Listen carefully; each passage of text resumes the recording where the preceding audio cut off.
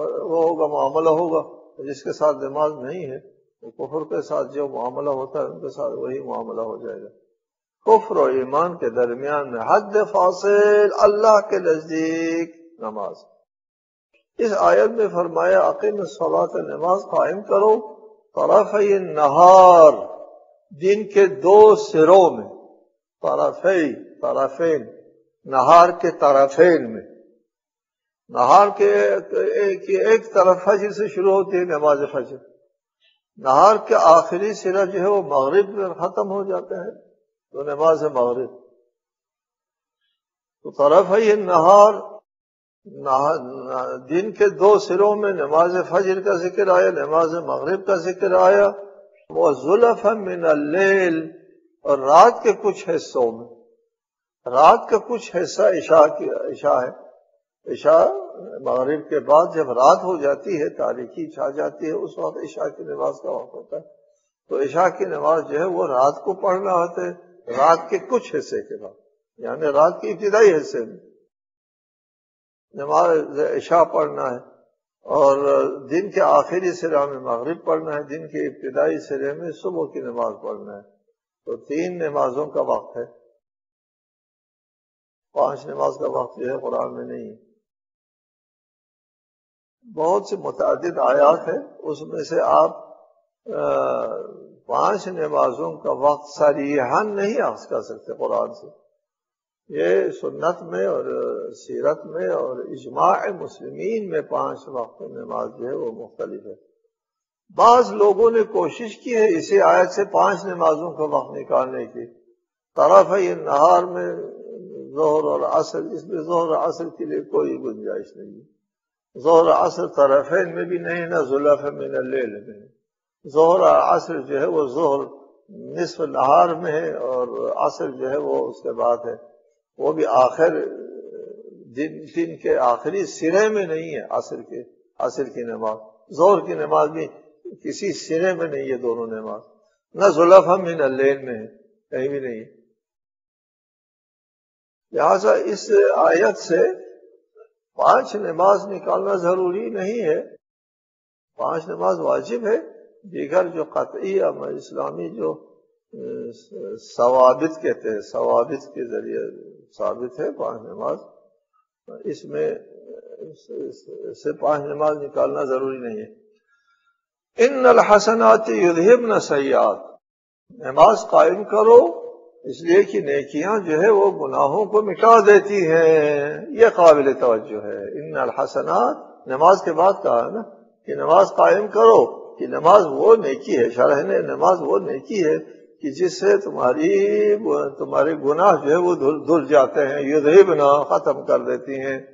نیکیاں گناہوں کو ختم کر دیتی ہیں. جی، نماز کی سب سے بڑی فضیلت اور سب سے زیادہ جو نماز کو اہمیت حاصل ہم گناہگاروں کے لیے، جی، وہ نماز اس حوالے سے بھی بہت اہم ہے. اس لیے اول تو بندگی کا راز، عبودیت کا سر نماز میں ہے، اور زندگی کا مقصد حیات اللہ کی بندگی ہے، اور وہ اللہ کی بندگی صرف لباس ہے.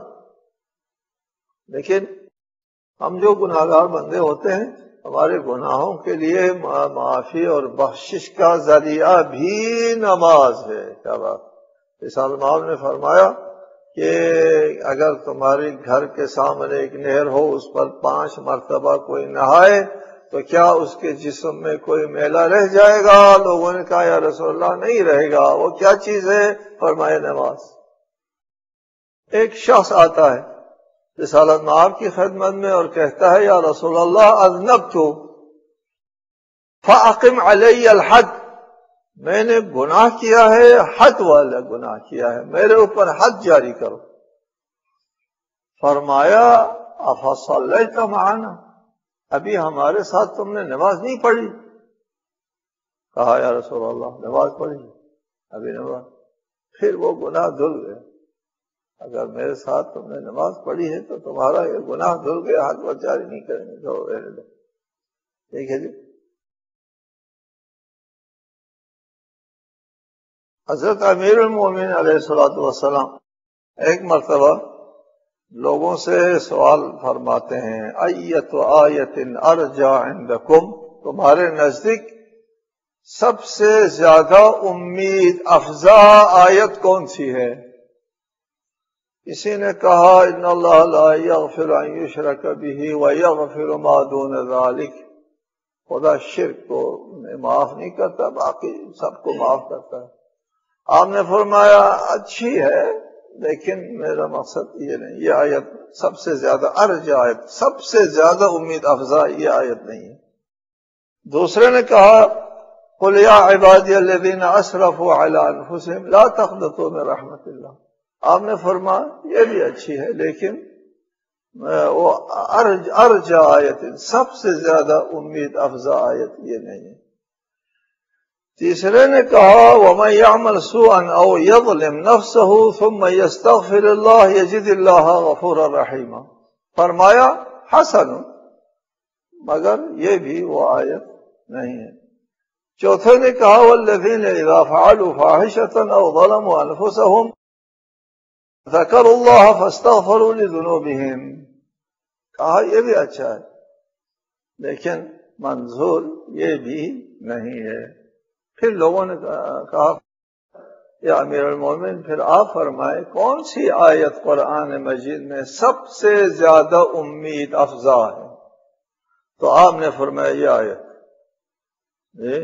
اقم الصلاۃ، یہ آیت، اس آیت کی تلاوت فرمائی طرفی النہار وزلفا من اللیل ان الحسنات یذہبن السیئات، نمازیوں کے لیے، البتہ یہ نمازیوں کے لیے۔ ایک اور روایت میں ہے ارجع آیت فی القرآن ان اللہ لا یغفر ان یشرک بہ ویغفر ما دون ذلک، وہ ارجع آیت ہے اور روایت میں، تو اس روایت نے اس آیت کو ارجع آیت امید افزا قرار دیا، اس روایت میں اس آیت کو سب سے زیادہ امید افزا قرار دے دیا۔ تضاد نہیں ہے، وہ ان لوگوں کے لیے ہے جو نماز نہیں پڑھتے، ان کے گناہ معاف ہو سکتے ہیں، اگر توبہ کرے تو معاف گناہ ہوتا ہے نا۔ مجرم جرم کو جاری رکھے اور پھر استغفار کرے تو وہ استغفار نہیں ہے اور توبہ نہیں ہے۔ نماز نہیں پڑھتا مر جاتا ہے تو پھر تو وہ نہ ہوا نا۔ لیکن جو لوگ نماز پڑھتے ہیں ان کے لیے یہ آیت ارجع آیت ہے، نماز پڑھتے ہیں تو ان کے لیے یہ سب سے زیادہ امید افزا آیت ہے قرآن مجید میں۔ اس لیے ہم سے ہمیشہ گناہ سرزد ہوتے ہیں، اور گناہ سرزد ہونے کے بعد دن میں ہم 5 نماز پڑھیں گے 5 مرتبہ، تو وہی رسالۃ مآب نے تشبیہ دی ہے کہ 5 مرتبہ ہم نہائیں دن میں تو پھر ہمارے جسم پر کوئی میل کچیل رہ سکتا ہے۔ 5 مرتبہ اگر ہم نماز پڑھیں، وہ نماز کہ جو حقیقی معنوں میں نیکی کہلائے، حسنات یذہبن سیئات، یہ نہ ورزش، یا اگر نماز صرف ورزش ہے، حرکات و سکنات سے عبارت ہے تو وہ حسنات نہیں ہے، وہ حسنات نہیں ہے تو یذہبن سیئات بھی نہیں ہے۔ حقیقی نماز ہو جائے، کسی حد تک نماز ہو جائے تو اس نماز کے یہ اثرات ہیں کہ اس سے گناہ دھل جاتے ہیں، اس سے بہت بڑی سعادت نہیں ہے۔ نماز کے بہت سارے اثرات ہیں، بہت سارے اثرات نماز، سب سے اہم یہ ہے کہ اس سے ہمارے گناہ دھل جاتے ہیں، گناہ معاف ہو جاتے ہیں۔ دوسرے یہ ہے کہ نمازی جب قیامت کو محشور ہوتے ہیں گناہوں کے ساتھ، گناہوں کبیرہ ہے، نمازوں سے بھی اس کے گناہ معاف نہیں ہو سکے۔ وہ ہے نا حدیث میں ویل لمن غلبت آحادہ عشراتہ، ویل ہو، ہلاکت ہو اس شخص کے لیے جس کی اکائیاں دہائیوں پر غالب آ جائیں۔ یہ ایک نیکی کے بدلے میں 10 نیکیوں کا ثواب ملتا ہے، ایک گناہ ایک رہتا ہے، لیکن ایک شخص کا گناہ نیکیوں سے زیادہ ہے تو اس کی اکائی دہائیوں سے زیادہ ہو گیا، تو گناہ کبیرہ لے کر کے وہ حشر کو، محشر کو پہنچ جاتا ہے، تو اس وقت شفاعت ملتی ہے۔ شفاعت ایک ذریعہ ہے نجات کے لیے، بخشش کے لیے۔ شفاعت بھی نہیں ملتی اگر نماز نہیں پڑھتا انسان۔ نماز نہیں پڑھتا، بلکہ جو نماز کو ہلکا سمجھے، یار پڑھ لیں گے، نماز کہاں جائے گی، پہلے یہ کام کرو، نماز کو ہلکا سمجھے۔ جو کہتے ہیں نا نماز سے مت کہو کام ہے، کام سے کہو نماز ہے۔ ہر کوئی شخص کہتا ہے کہ جی پڑھ لیں گے نماز، یہ نماز کہاں جائے گی، پہلے یہ کام کرو۔ اس نے نماز کو ہلکا تصور کیا۔ اس شخص کو شفاعت نہیں ملے گی جس نے نماز کو ہلکا تصور کیا، استغفار، نماز کا حق ادا نہیں کیا۔ رسالۃ ماہ فرماتے ہیں قرۃ عین الصلاۃ، میری آنکھوں کی ٹھنڈک ہے نماز۔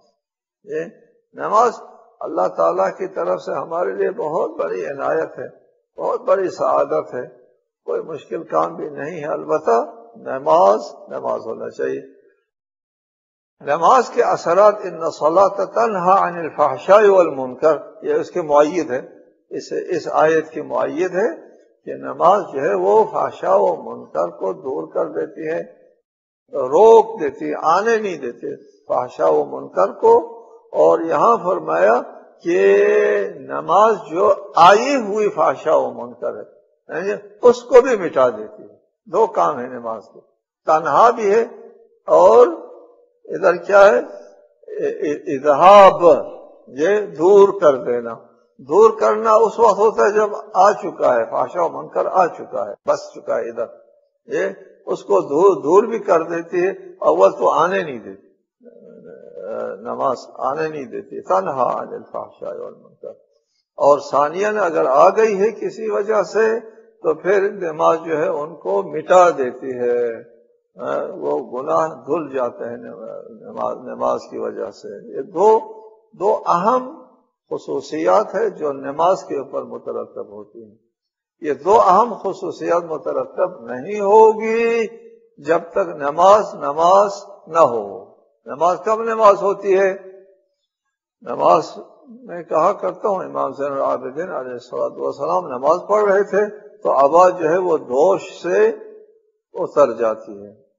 مستحب ہے نماز میں عبا لینا، یعنی چادر لے کر کے نماز پڑھنا مستحب ہے۔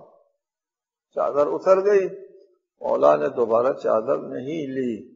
ایک صاحب وہاں بیٹھا تھا، بعد میں اس نے سوال کیا، فرزند رسول آپ نے چادر دوبارہ نہیں لی، مستحب ہے نا، چادر لینا چاہیے تھا، چادر گری تھی اور آپ نے نہیں لی۔ آپ نے فرمایا بھلا وہ بھی کوئی نماز ہے جس میں انسان کو پتہ چلے چادر گر گئی ہے۔ اس آدمی نے، اس مومن نے ہماری نمائندگی کی، ہم لوگوں کی نمائندگی، ہم سب کی نمائندگی کر کے عرض کیا مولا پھر ہماری نمازوں کو کیا ہوگا؟ ہم کو تو جو چیزیں نماز کے باہر یاد نہیں آتی وہ نماز میں یاد آ جاتی ہے، ہم کو ہر چیز کا پتہ ہوتا ہے سوائے نماز میں کیا نمائندگی، بہترین نمائندگی کی ہماری۔ امام نے اس کے جواب میں فرمایا خیر ہے تم جو نوافل پڑھتے ہو، نوافل، اس سے اس کی تلافی ہو جائے۔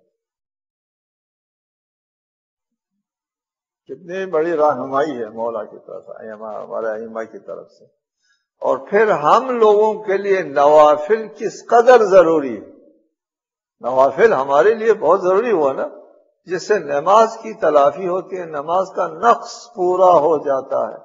یہ کہ نماز ناقص ہونے کی وجہ سے وہ نہ تنہا عن الفحشاء والمنکر ہے اور نہ یذہبن السیئات ہے، لیکن اگر ہم نوافل سے اس نقص کو پورا کر دیں تو انشاءاللہ تعالی ہماری نمازوں کے بھی یہ دو اثرات مترتب ہوں گے انشاءاللہ تعالی۔ والسلام علیکم ورحمۃ اللہ وبرکاتہ۔